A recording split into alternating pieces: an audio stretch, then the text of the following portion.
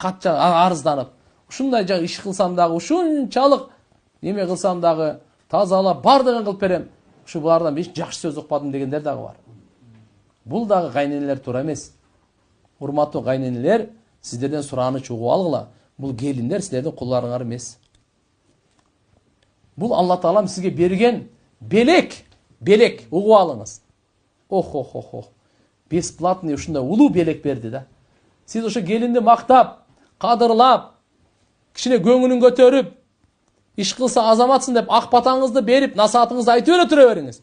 Кызмат кылбай койсо, акысы жок ал. Сизге кимдин кызматка акысы бар билесизби? Сиз төрөгөн бала, сиз төрөгөн кыз. Сиз кыйналгансыз ошо кызыңызды төрөйүн деп. Балаңызды төрөгөнгө кандай кыйналгансыз? Токсикозасын айтпаңыз, көтөрүп жүргөндө айтпаңыз, ооруп калганда айтпаңыз, сууктан, ысыктан, эми төрөт, Аллаху акбар, о дүйнөгө барып келүү. Эми төрөгөндөн кийин баланы чоңойтуу. Охо, ушу ысы кайнак сууга түшүп калбаса экен, шорпого түшүп калбаса экен, күйүп калбаса экен, ооруса мен ооруйн деп, эми эненин мээриминдей мээрим жок.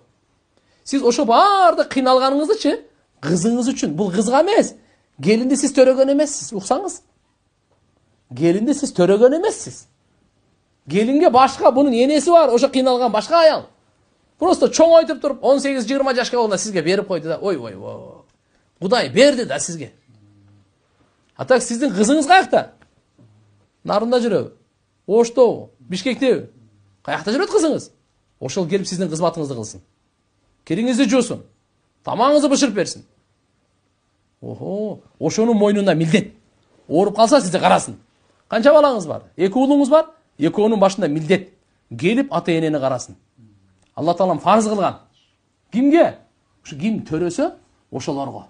Ким чоңойтса, ким бакты. Ата бактыбы сизди? Канча нердесин алып келип берди. Эми чоңоюп калып кандай? Бу карай турган мезгил келгенде карабай. Андай болбойт ал.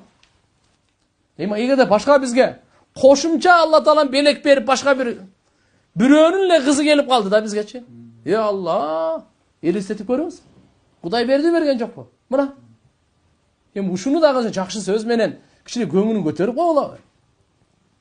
Кир жууп атат, тамак бышырып атат, үйдө ишип колунан келишинче кылып атат. Алхамдулилля деп ошону кадырлаңыз. Атак бирөөсү дагы мойнунда милдет эмес. Ислам дини кайнене менен келиндин ортосунда мухаббатты, ынтымакты, сыйды, урматты, бактылуулукту болуш үчүн ислам дини келген.